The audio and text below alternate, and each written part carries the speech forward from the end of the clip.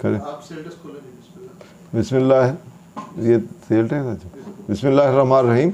Honourable member of Pakistan tax channel. तो अब हम अस्सलाम वालेकुम। तो अब हम स्टार्ट करते हैं amendment propose through finance bill 2023-24 इन सेल टैक्स एक्ट 1990।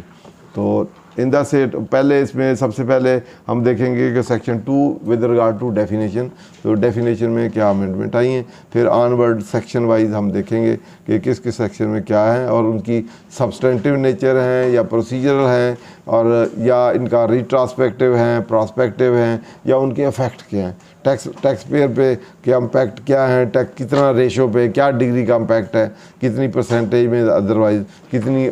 वैसे सेल टैक्स जो है ये क्योंकि अल्टीमेट इसका बर्डन जो है कंज्यूमर ने बेयर करना है, तो ये कंज्यूमर टैक्स है।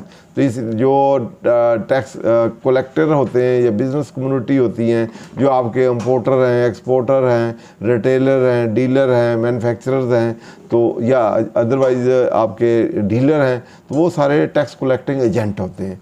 उन्होंने आगे से पीछे पेमेंट करनी है, आगे से कलेक्ट करना है, और डिफरेंशियल अपना जो पीछे पे किया रखना है और डिफरेंशियल स्टेट को देना है। तो अल्टीमेटली चेन, इसके 3 प्रिंसिपल्स होते हैं यूजुअली। तो एक हम ओरिजिनल प्रिंसिपल रहते हैं। ओरिजिनल से मुराद ओरिजिनल स्टेज पे टैक्स लग जाता है। जब चीज़ बनी है तो उस पर एंड वाला जो कि 3rd शेड्यूल वाले आइटम है, मैन्युफैक्चरर ने बनाया उधर टैक्स लगा दिया, रिटेल वाला टैक्स लगा दिया, जितनी भी मूवमेंट जाएगी दोबारा टैक्स नहीं लगेगा, अल्टीमेटली वही टैक्स होगा, आपस में एडजस्ट होता रहेगा। इसको हम कहते हैं ओरिजिनल प्रिंसिपल ऑफ टैक्सेशन।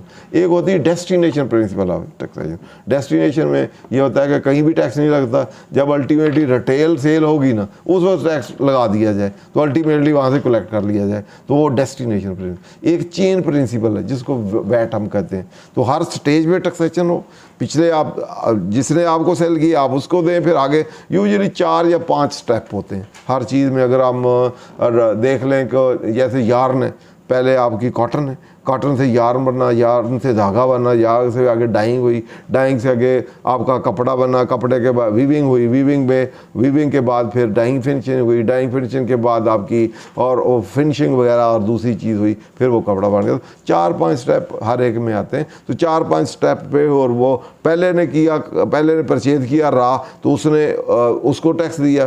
फिर आपने रा को प्रोसेस करके धागा बनाया, तो धागे वाला स्पिनिंग हो गया, फिर वीविंग हो गया, फिर डाइंग फिनिशिंग हो गया, फिर अगले आपके डिटवेयर हो गया। इस तरह 4-5 स्टेप हर फील्ड में तकरीबन होते हैं। तो वो चेन में हर स्टेप पे जहाँ परचेज सेल ट्रांजैक्शन होगा तो वहाँ आपकी टैक्सेशन होगी। तो परचेज पे आप टैक्सेशन देंगे, जो उसको हम इनपुट कहेंगे, जो सेल में आप लेंगे उसको आउटपुट लेंगे। तो आउटपुट में से इनपुट आप लेस करें, इसको हम सब्सट्रैक्शन मेथड भी कहते हैं कि जो आउटपुट है उसमें से इनपुट लेस किया तो डिफरेंशियल आप as per term and condition जो भी लाभ है उसके मुताबिक एडिशन की और अकॉर्डिंगली किया। तो आप फर्स्ट जो है, जो ए है डेफिनेशन 2 में जो अमेंडमेंट आई है, बट 12 जो है वो कल भी हमने पढ़ा था, गुड्स की डेफिनेशन है। तो ये पहले एडिशन हुई थी कि लिटिगेशन में ही था कि ये जो इलेक्ट्रिसिटी है इसकी प्रोडक्शन जो है और इसकी ट्रांसमिशन और ट्रांसफ़र या अदरवाइज जो है ये गुड्स की डेफिनेशन में फ़ॉल करती है कि नहीं, क्योंकि कोर्ट ने इंडो पाक और बाहर भी फॉरेन कोर्ट ने भी ये होल्ड किया हुआ था कि इलेक्ट्रिसिटी इज़ ए गुड्स। तो इस बेसिस पे इस पे सेल टैक्स जो एक्ट 1990 है हम इसमें चलते थे। जिसमें लेस्को शेस्को है वो सारे अनवाइस इशू करते थे, जो बिल था that was treated as a invoice, तो उसी पे हम इनपुट क्लेम करते थे। जितने भी मैन्युफैक्चरर हैं वो सारे जितनी इलेक्ट्रिसिटी बिल था उनको लेस्को जो है चार्ज करती थी, या पेस्को लेस्को जितने भी कोटा जितनी सप्लाई कंपनी है वो चार्ज थी, वो इनपुट क्लेम करता तो आगे अनवर्ड अपनी प्रोडक्शन में यूज़ करता था, तो इनपुट था। और उसके लिए पहले सेल टैक्स प्रोसीजर रूल में एक चैप्टर था स्पेसिफिक जो उसको रेगुलेट करता था। फिर और जो मेल्टर थे उनके लिए अलहदा ऐसा इलेक्ट्रिसिटी बेस पे टैक्सेशन थी। तो इलेक्ट्रिसिटी जो है यूजुअली फ्रॉम द बिगनिंग इसको एज ए गुड्स ट्रीट किया गया था, और गुड्स के तहत ये सेल टैक्स एक्ट 1990 जो उस पर अप्लीकेबल था, उसकी चार्जेबिलिटी कलेक्टेबिलिटी सब कुछ। तो लास्ट ईयर इन्होंने डेफिनेशन को चेंज किया, तो उन्होंने कहा डेफिनेशन में इसको स्पेसिफिकली गुड्स में ऐड कर दिया गया, ताकि जब से 18 अमेंडमेंट आई है कि डेवोल्यूशन ऑफ पावर हुई है कि प्रोविंसल को ऑटोनमस बनाएं, तो ये कुछ चीज़ें जो है सर्विसेज उनको दे दी गई हैं। तो सर्विसेज का आप वो मैटर जो है 18 अमेंडमेंट का फुल सब्जेक्ट है, वो PRA ने अपना लॉ बनाया। तो इसमें इलेक्ट्रिसिटी में जो इसमें भी डिस्प्यूट हो सकता है कि ये गुड्स है या सर्विसेज है, यहाँ गुड्स में शामिल नहीं है, वो अगर शामिल कर लें टैक्स लगा दें तो क्या लगा सकते हैं कि नहीं। तो last year due to this या एनी अदर रीज़न उन्होंने इसको गुड्स में डिफ़ाइन कर दिया था। जब डिफ़ाइन कर दिया था तो इससे ये गुड्स जो है वो गुड्स का पार्ट बन गया और इसके स्कोप में फॉल होगी, फेडरल के सब्जेक्ट बन गया। तो इस साल अब उन्होंने यहाँ से निकाल दिए, तो अब यहाँ से निकाल दिया है तो और फेडरल का ही सब्जेक्ट जो इस्लामाबाद है टेरिटरी वाला, तो फेडरल सब्जेक्ट में वहाँ इसको डाल के टैक्स दे दिए, तो वहाँ सर्विसेज के हेड में दे दिए। तो अब उस बेसिस से PRA भी कह सकता है कि अगर वो फेडरल सर्विसेज टैक्स इलेक्ट्रिसिटी पे है तो मेरा भी डोमेन बनता है, और KPK भी कह सकता है, बलूचिस्तान भी कह सकता है, सिंध भी कह सकता है कि आपका एक फेडरल जो इस्लामाबाद टेरिटरी है उसके लिए उसको आप सर्विसेज ट्रीट करते हैं, और एक्ट में से आपने गुड्स में से निकाल दिया है, तो इट मीन फिर ये सर्विसेज है तो हमारा डोमेन है। तो अब सिंध भी और PRA भी और बलूचिस्तान और वो KPK वो भी फिर उसको ट्रीट करके खुद टैक्स ले सकते हैं। बिजली के बिलों पे अब प्रोविजनल लॉ के तहत सेल टैक्स लगेगा, अदरवाइज नहीं लगेगा। तो इससे तो यही इन्फ्रेंस तो यही आता है। तो हम यहाँ कह सकते हैं कि जब जो चीज़ सबसे पहले sale tax act 1990 entry number 49 constitution की जो है वो कहती है import export production manufacturing of goods, उस पे फेडरल सब्जेक्ट है, except sale tax on services. तो सर्विसेज का स्कोप किसका है? प्रोविंशियल का है, वो उसमें से एक्सक्लूड है। अब उसमें से जो की वर्ड है वो क्या है? गुड्स। अब गुड्स की डेफिनेशन जब लेजिस्लेटर खुद कहता है कि इसमें ये शामिल नहीं है, पहले थी अब एक्सक्लूड कर दी, तो इट मीन गुड्स में नहीं है। जब गुड्स में नहीं है तो सबसे पहले जो डेफिनेशन ऑफ सप्लाई है या टैक्सेबल सप्लाई है या टाइम ऑफ सप्लाई है या वैल्यू ऑफ सप्लाई है, वो सारे प्री सपोज करते हैं to be a goods. Goods होगी तो सप्लाई भी है, वैल्यू ऑफ सप्लाई भी है, टाइम ऑफ सप्लाई भी है, और चार्जेबिलिटी भी गुड्स पे वैल्यू ऑफ सप्लाई पे है। Value of supply must be A supply and taxable supply and goods. जो गुड्स क्वालिफाई नहीं करती तो टैक्सेशन इसमें आती ही नहीं, चार्जिंग सेक्शन में नहीं आती, चार्जिंग में नहीं आती, फिर किसी में नहीं आती। तो ये डिस्प्यूट हो सकता है। जिस तरह पहले भी डिस्प्यूट जारी रहे, वो कहते हैं हमारा है, जैसे वो हमारा क्या नाम है जो इसका है सर्विसेज वाला जो रेस्टोरेंट वाला नहीं, टॉल मैन्युफैक्चरिंग वाला टॉल, वो भी वो कहते हैं हमारा है, वो कहते हैं मैन्युफैक्चर गुड्स में ये हमारा है। तो इसी तरह उसी तरह ये वाला आप गुड्स वाला इलेक्ट्रिसिटी वाला भी एक डिस्प्यूट चल जाएगा कि ये हमारा सब्जेक्ट। प्रोविंशियल शहरों में आ जाए बिहाइंड द सीन की सेटलमेंट हुई हो, हाँ हो सकता है वही वो उधर आ जाए, हाँ वो कहें जी हमारा है। जिस तरह अभी तक भी एक डिस्प्यूट अभी तक भी है, प्रोविंशियल ऑटोनॉमी की है उसको दिया है, लेकिन एक्साइज अभी भी लगा रहे हैं। ये एक्साइज ऑन सर्विसेज जो है फेडरल वाले, चलो इधर उन्होंने PRA ने लगाया, वो एक्साइज लगा देते हैं, ठीक है। तो उससे फिर या तो एक्साइज वाला भी उसमें से उसको भी ट्रांसफ़र करें। वैसे मेरे ख्याल आपस में मीटिंग हुई थी जब वो ग्लोबल कोई सिस्टम बना रहे थे, तो कि सारा सर्विसेज जो है प्रोविंशियल को दे दें, तो एक्साइज भी फिर गुड्स पे लगाएं, गुड्स पे टैक्स सेल टैक्स और एक्साइज लगाएं, और सर्विसेज सारी जो है वो करें टू द प्रीमिस।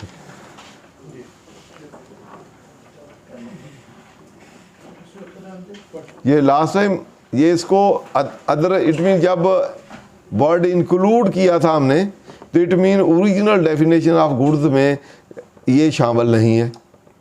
जब word include is a word of enlargement, कि कोई चीज़ ऑलरेडी नहीं भी उसमें शामिल, तो उसको इंक्लूड के वर्ड से जो डीमिंग प्रोविजन है कि लेजिस्लेटर के पास पावर है कि किसी चीज़ को अज्यूम कर ले जो एग्जिस्ट नहीं करती वो एग्जिस्ट करती है, या वो अज्यूम कर ले कि जो उसके मैंने नहीं है वो उसके मैंने है। तो इंक्लूड का वर्ड डीमिंग की डिवाइस है, जिससे इंक्लूड करके जो चीज़ उसमें शामिल नहीं है, उसके ओरिजिनल या नेचुरल या पॉपुलर मीनिंग में नहीं है,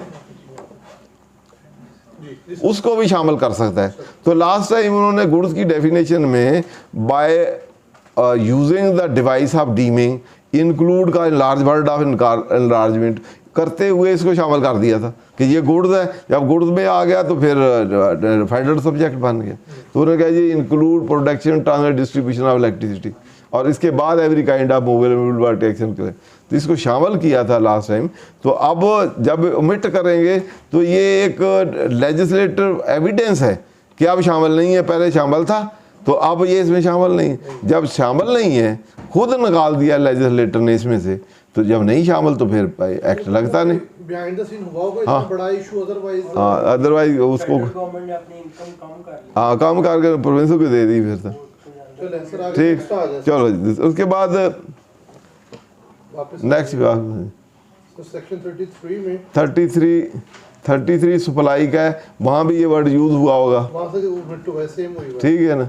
उसके वो 43 ए सर ए इम्पोर्टेंट है। है, ये आपका टायर 1 रिटेलर है।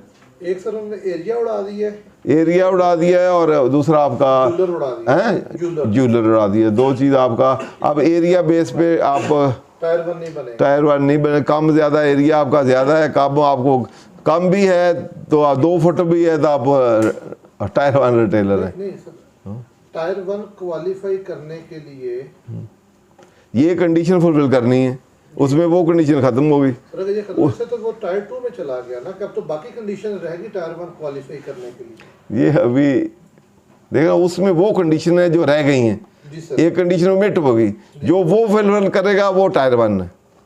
सर अब जो रह गई है उनमें से कोई फुलफिल करेगा तो भाई टायर वही ना, वो फुलफिल करेगा, ये तो कंडीशन रही नहीं ना। 1000 पहले 1000 स्क्वायर फीट से ऊपर था जी तो वो टायर था, नीचे था तो नहीं था। जी। अब ये खत्म हो गई है, जी। इसका तल्लक ही नहीं, बाकी में फाल करेगा तो टायर 1। अच्छा सर, लेकिन पहले भी महकमा ये करता था कि अगर बाकी में किसी में देखें। फाल करते थे, आपका एरिया कम भी होता था तो वो आपको करते थे, वो कहते इधर आपने कोई एक भी क्वालिफाई कर ली। भाई अब बाकी को क्वालिफाई करना, ये तो this is not part of that. जी ये जो कंडीशन थी, now it is not part of tier 1, जी ये उसका पार्ट ही नहीं पार्ट है। ही। बाकी फुलफिल करनी है, बाकी- बाकी कोई एक भी फुलफिल भी तो आप है, इस एरिया तो कोई तल्लक ही कोई ना हुआ ना। एरिया का कोई तल्लक अब 0 है या 1 फुट है या 1000 फुट है, इसका कोई तल्लक नहीं एरिया इररेलेवेंट है। एरिया रेलिवेंट हो गया, या तो कहते कि एरिया को बढ़ा देते तो फिर तो एरिया रेलिवेंट था। अब एरिया वाली कंडीशन है ही नहीं है, ठीक है ना। एरिया बेसिस पे नहीं, बाकी कंडीशन फुल कर, बाकी में नहीं फाल करता तो वो दूसरा है। अगर ये डेबिट क्रेडिट मशीन यूज करेंगे तो भी वो आ जाएगा। जब वो भाई उधर है ना, जो कंडीशन उधर है वो आपने उनमें से किसी एक में फाल करेंगे तो यू आर टायर 1। अगर वो आपके एप्लीकेबल नहीं है तो आप नहीं है। ये वाली आप एरिया वाली एप्लीकेबल ही नहीं है, एरिया इररेलेवेंट हो गया। अब सर जो पहले एरिया की कंडीशन पे रजिस्टर्ड हो चुके हैं, अब क्या वो अपनी रजिस्ट्रेशन खत्म करा सकते हैं? क्या जो पहले एरिया जिनका एग्जॉस्ट स्क्वायर फीट से ज्यादा था, चांस वो टायर 1 में रजिस्टर्ड, इससे ख़त्म हो सकते हैं। अब वो खत्म हो जी जी, जैसे जूलर ख़त्म हो सकता है, जी ठीक है ना, क्योंकि अब अपनी ला ही उस पर एप्लीकेबल नहीं, अब वो टायर 1 से निकल के आम रिटेलर में चला जाएगा, ठीक है ना। अब क्यों रहे उसमें, जब ला लेजिस्लेट ने खुद कह दिया कि आप नहीं इसमें फाल करते तो आप अपना डी इंटीग्रेशन करा लें, ठीक है। डी इंटीग्रेशन करके आप टायर 1 है ही नहीं है। उसी तरह जो रूल रेगुलेशन, कोई भी कंडीशन उसके ऊपर लागू हुई तो वो तो फिर तो टायर 1 रिटेलर में फॉल करेगा। क्या मतलब, फर्ज करते हैं वो अगर बाकी पे है तो फिर तो एरिया रेलेवेंट है ना भाई। भाई एरिया बेस पे सिर्फ हुआ है तो उसकी हम बात कर रहे हैं, ओनली एरिया बेस है, बाकी उस पर एप्लीकेबल नहीं है, सिर्फ एरिया की वजह से इंटीग्रेट हुआ है, हैं, या जूलर है तो जूलर की वजह से हुआ है, तो उसकी हम बात कर रहे हैं कि उसकी वजह से वो कंडीशन बाकियों में फाल नहीं करता, वो सिर्फ उसकी वजह से इंटीग्रेटेड है और वो ख़त्म हो गई है तो वो यहाँ से निकल के उधर जा सकता है। अब तो यानी कि 50 स्क्वायर फीट वाला भी अगर वो इस कंडीशन में फॉल करता तो वो आएगा उसको। वो पहले भी करता था, वो पहले पहले भी आता था, कोई और शख्स क्वालिफाई करता दूसरी था। जगह ना, अगर आपका एरिया 2 फुट है लेकिन बाकी कंडीशन आप चेन है या डेबिट क्रेडिट तो आप वो तो लग गई ना, ये एलिमेंट हो गया। बाकी कंडीशन में से वो कंडीशन फुलफिल करनी, सहूलत की क्लास है, ये एक्स्ट्रा लायबिलिटी की उसने लगाई, ये सहूलत की है कि एरिया शेयरिंग को ख़त्म करे, बाकी फुलफिल करते हैं तो काफ़ी है। लेकिन बाकी जो पहले फुलफिल करते थे, चाहे वो 1000 स्क्वायर से छोटे थे, उन पे पहले भी लगता पहले भी लगता था। बेसिकली ये है कि ये डिस्प्यूट ज़्यादा था, हर कोई कहता है मेरा 2 फुट है, 900 नहीं 800 है, 500 है, 400 है, तो कोई ज़्यादा है तो 2 दुकानें दिखा दी कम ज़्यादा, तो इस वजह से डिस्प्यूट था। उन्होंने कहा ये कंडीशन ही ख़त्म कर दे, बाकी वाली जो है बाकी वाली की उसको देख लें, ठीक है। ठीक, नेक्स्ट लाइन ये तो पहले पढ़ चुके। ये सारों में ही तकरीबन कस्टम एक्ट, इनकम टैक्स और सेल टैक्स और फेडरल, सारों में ये डीजी डिजिटल इनिशिएटिव जो है ये इंटीग्रेशन वाला ही है, वो जितनी भी उसकी फाड़ छाड़ उसको रिमूव करता है। तो इसके उसी तरह जिस तरह I&I वाली डिपार्टमेंट है, दूसरे ऑडिट वाले हैं, ये भी उसी तरह एक एडिशनल ये अलहदा एक डायरेक्टरेट इनिशिएटिव जो है बना दिया गया। इन सेक्शन 33 जो है आपका पेनल्टी का है। तो cigarette pack expense goods class of goods as specified by the board under section shall be substituted. तो ये एडिशन की। बाकी ये फिफ्थ शेड्यूल आपका ज़ीरो रेटिंग से डील करता है। तो कुछ चीज़ें जो हैं ये आप इम्पोर्ट और सप्लाई मेड और बाई द क्वालिफाइड इन्वेस्ट, ये वो फॉरेन इन्वेस्टमेंट वाला आपने एक्ट पढ़ा था 2022, तो उसके रेलेवेंट इनको ज़ीरो, वो प्रोडक्ट जो हैं जो इन्वेस्टमेंट्स में हैं तो वो उनको ज़ीरो रेटिंग की दी गई है। ठीक है। इम्पोर्ट और supply made by the qualified investment as specified in serial 1 of first schedule to the foreign investment promotion act 2 for the period as specified in second schedule to that act. उस act में जो है उनको उसकी supply या import जो है उसको ज़ीरो रेटिंग दे दी गई है। ये सीरियल 12 जो है ये क्लास बेसिकली पेंसिल जो हैं उनके रॉ मटेरियल कंपोनेंट जो है और उनके लिए ज़ीरो रेटिंग थी कि अगर आप इम्पोर्ट करते हैं तो लोकल करते हैं तो इसमें बैटरी वैक्स वगैरह और भी ऐड कर दिए। इसके साथ एक उनकी अलहदा ICO डिपार्टमेंट है, वहाँ से भी वो इसका चैप्टर है 15 रूल्स का, तो उसमें प्रोसीजर प्रेस्क्राइब है। तो वहाँ से आप ज़ीरो रेटिंग सर्टिफिकेट कमिश्नर से लेना आता है और कमिश्नर लिखता है टू ICO। तो ICO एक उनकी अपनी एक आउटपुट रिलेशनशिप जो है उसकी एक रिपोर्ट देता है कि कितनी क्वांटिटी में कितनी प्रोडक्शन होगी, तो वो एनालिसिस करके एक देता है। तो उसके मुताबिक फिर ताकि क्वांटिटी मेजर हो सके तो वो फिर कमिश्नर उसको देख के उसको दे देता है सर्टिफिकेट। तो ये वाली वो ज्योमेट्री बॉक्स उसमें कुछ चीज़ें नहीं थी, उसमें और ऐड कर दी। सीरियल 21 आफ्टर कारण सप्लाई, उसमें कमोडिटी सप्लाई की जगह कुछ एग्रो बेस होती हैं तो कमोडिटी कहते हैं कि सप्लाई नहीं कमोडिटी, तो कमोडिटी है। 6 शेड्यूल में एग्जेम्पशंस हैं। तो अगले सीरियल में 16 वर्ड वो रिटेल पैकिंग वाला जो था घी और दूसरी चीज़ देखते जाइए इंपॉर्टेंट देखें। 6 शेड्यूल खोलें कि साथ साथ ये क्लास भी खोल लें ताकि उसके साथ साथ ना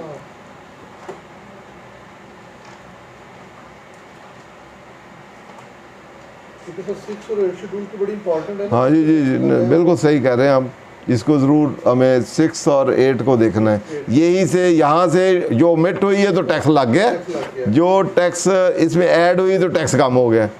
तो बजट में या इसके कॉन्सिक्वेंस जो ओमिट हुई है वो टैक्सेशन बन गई है, वो बढ़ गया रेवेन्यू मेजर में चला गया, ओमिट हुई तो रिलीफ मेजर में हो गया। 16 रेड चिल्ली अब रेड चिल्ली एग्जेम्प्ट है, ठीक है, अंडर दीज हेडिंग एक्सक्लूडिंग दो sold in retail packing bearing brand name and trademark. वहाँ पे क्या चेंज है ये? अब देखें क्या चीज़ है। Retail packing is the word under shall be in retail packing bearing, अब रिटेल बेयरिंग की जगह पे अंडर लिखा है। इतना कर दिया sold under brand name and trademark. ठीक है, अगले में भी अंडर ही है बस। चलो शुक्र है। चेंज हुआ सर। और ये अंडर जो रिटेल एक्सक्लूडिंग जो आपका ब्रांडेड है उस पर लगेगा, जो सर मैं जो समझ रहा हूँ वही इसमें क्या है, वह ये है कि यहाँ पे लफ्ज़ था इन रिटेल पैकिंग, उन्होंने कहा कि जो होलसेल है या बल्क के अंदर है, हाँ। क्या उस पर लगेगा कि नहीं? अच्छा। ट्रेडमार्क तो है लेकिन है बल्क में। अब अंडर के साथ रिटेल का लफ्ज़ असल में मिट किया है कि अंडर के साथ ये है एक्सक्लूडिंग, अब लगाए ना इसको, एक्सक्लूडिंग रिटेल पैकिंग बेयरिंग, उधर आए ना, इन तो उधर ही है, रिटेल पैकिंग बेयरिंग एक्सक्लूडिंग दो सोल्ड रिटेल पैकिंग वही सोल्ड ना, ठीक है, रिटेल पैकिंग बेयरिंग इन रिटेल पैकिंग बेयरिंग ख़त्म किया ना, आ जाए उधर, इन सोल्ड तक ठीक है, under brand in retail packing bear ख़त्म कर दिया, दो sold under brand name and trademark, तो ये एक्सक्लूडेड है ना, पहले एक्सक्लूडेड में पढ़ लेना। रेड चिल्ली एग्जेम्प्ट है, एक्सक्लूडिंग दो sold under brand name and trademark. थोड़ी सी लाभ इजाजत से पहले उनका था कि रेड चिलीज एग्जेम्प्ट है excluding those sold in retail packing, कि जो रिटेल के लिए पाव का, आधे किलो का, किले का पाउच है वो टैक्सेबल है, बाकी सारी रेड चिली जो है अब सारे ही जो सारे टैक्सेबल हैं। अब नहीं, अब रेड चिली अब भी एग्जाम्प्ट है, रेड चिल्ली अब भी एग्जाम्प्ट है, लेकिन अगर ब्रांड नेम वाली प्रोडक्ट बल्क में हो, बल्क या रिटेल में किसी में भी होगी, हाँ तो वो टैक्सेबल होगी। वही ना। अब रिटेल में पहले रिटेल की एक्सटेंट तक था कि रिटेल में बेचेंगे, वैसे यूजुअली रिटेल में ही होती है। अगर पहले ये था कि रिटेल वाली टैक्सेबल है तो नॉन रिटेल वाली टैक्सेबल नहीं है, ठीक है ना। तो अब जितनी भी आप ब्रांड नेम से बेचेंगे वो टैक्सेबल है। वो ब्रांड नेम से ब्रांड नेम वाली रिटेल में ले, होल में सेल बेचें, मैन्युफैक्चरिंग बेचें, जैसे मर्जी बेचें, जो आप ब्रांड अंडर ब्रांड नेम बेचेंगे, ब्रांड नेम वाली चिली जो है वो टैक्सेबल है। वो थ्रू डीलर बेचें, होलसेलर बेचें, रिटेलर बेचें, मैन्यु डायरेक्ट बेचें, जैसे मर्जी। हाँ होगी, ठीक होगा, ये आगे आएंगे। अब ये रिटेल पैकिंग अंदर देखते जाते हैं। 17 सर है, 17 है जिंजर ना, ठीक जिंजर, हो गया, वो भी आगे आ जाए। जिंजर सेम वही चीज़ आई है। आगे कौन सी आई है जी? 18 में भी आई है, ठीक है। रिटेल पैकिंग सर 18 में भी खत्म हो गया। और उनका रिटेल पैकिंग, वैसे रिटेल पैकिंग के जो आइटम होते हैं वो थर्ड शेड्यूल के होते हैं। अब थर्ड शेड्यूल पे कन्फाइन नहीं है। अब हर चीज़ पे लगेगा सर, मास्को ये ब्रांड नेम ना हो। हाँ, ब्रांड नेम नहीं हुआ, अनब्रांडेड है तो एग्जैम्प्ट है, ब्रांडेड है तो टैक्सेबल। इसी के साथ वैसे एक रेलिवेंट चीज़ है कि पंजाब फूड अथॉरिटी ने पाबंदी लगा दी हुई है कि spices other than brand name sale नहीं हो सकते चल उसने, ठीक है। मतलब बगैर पैकिंग और बगैर ब्रांड नेम का सेल बस नहीं वो हो सकते। नहीं हो सकता तो आप सारे टैक्सेबल हो गए। पंजाब फूड। चलो जी, अब अच्छा, 121 में क्या आया जी? Blood bag CPDA with blood transfer set pack in अब वहाँ पे एल्युमिनियम फॉयल विद सेट। वहाँ पे क्या आया? 121 में वैसे column to the following explanation shall be added, namely Formula it is clarified that blood transfusion set not packed in aluminum foil imported with blood by CDA in corresponding quantity in the same consignment are so exempt। ठीक हो तो addition ये भी additional explain करके exempt कर दी। चीज भी हो गया। उसके बाद कौन सा आया जी नेक्स्ट? 151। 151 एडिशन की सप्लाई एंड अब प्लांट में इंस्टॉलेशन ट्राइबल एरिया, वो तो वो पहले थे, साल बढ़ाया होगा इसमें, 23 से उसको और 24 बढ़ दिए। ठीक, कलेक्शन साल कर लीजिए हाँ ठीक। जी। नेक्स्ट कौन सा जी? 159 एंड 160। वही वाली है ये तो, 152 उसमें भी साउंड है। वही ट्राइबल एरिया वाली हैं सारी। उससे नेक्स्ट आएंगी। उसके बाद 159 and 160। Thereto shall be omitted. इसका देखो तो सर क्या खत्म हुआ।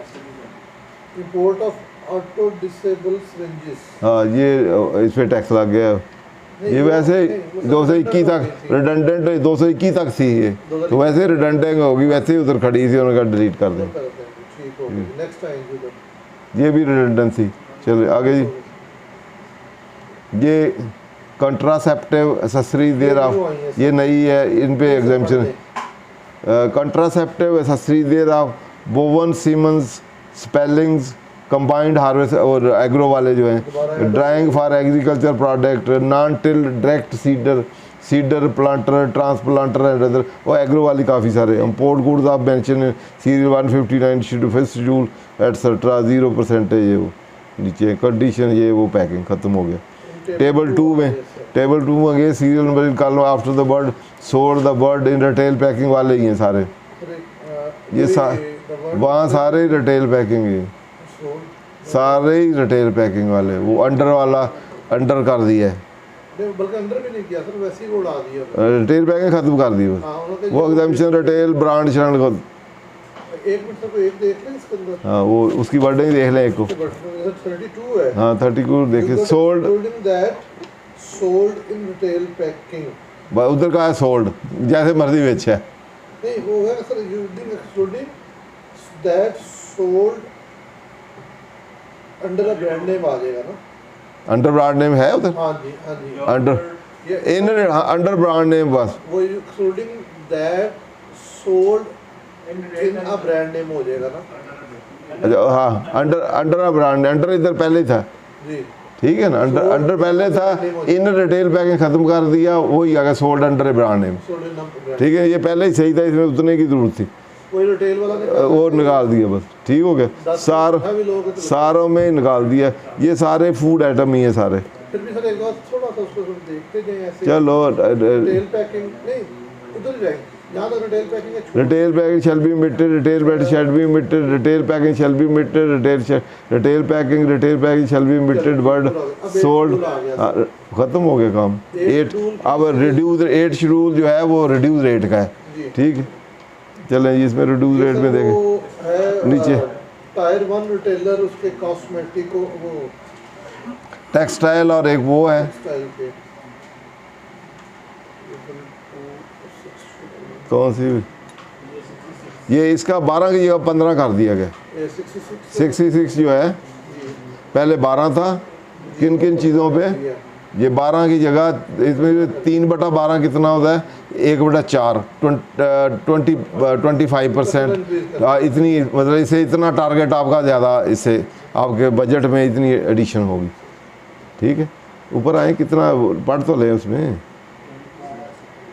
चलो वो टेक्सटाइल लेदर ये वो टायर 1 वाली होती है। चलो ठीक है। ये सर चेंज आई है उसमें मेडिसिन में अब दोबारा, और वो जो आपका 1% था ना फार्मा, उसमें कुछ एडिशन भी की थी, कोई ड्रग ऐड किए थे तो उनको भी उसमें शामिल कर ली। सब्स्टिट्यूट हुए तो नए वाले पढ़ लेते क्या, सब्स्टिट्यूट हो गया ना, उधर ही जाए सब्स्टिट्यूट हो गया, अब ये पढ़ा जाएगा आपसे। अब वो उसकी जगह पे ये जितने ड्रग्स हैं ये पढ़े जाए। Substance registered as a drug under drug act और and medicament as classified under chapter 30 of first due to the ordinance except the following, even if the medicated are medicinal in nature, namely ये exclude होंगे: infusion, situation imported with fusion, herbs, detergent, washing, separation, soap, soft soap or no soap, but that's ये वो है preparation।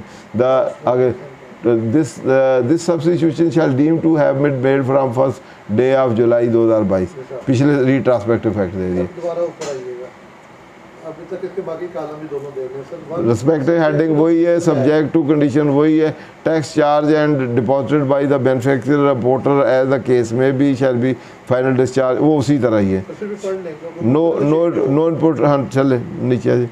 No input shall be allowed shall be adjusted by the beneficiary or the importer, नीचे आ जाए, वही उसी तरह ही है।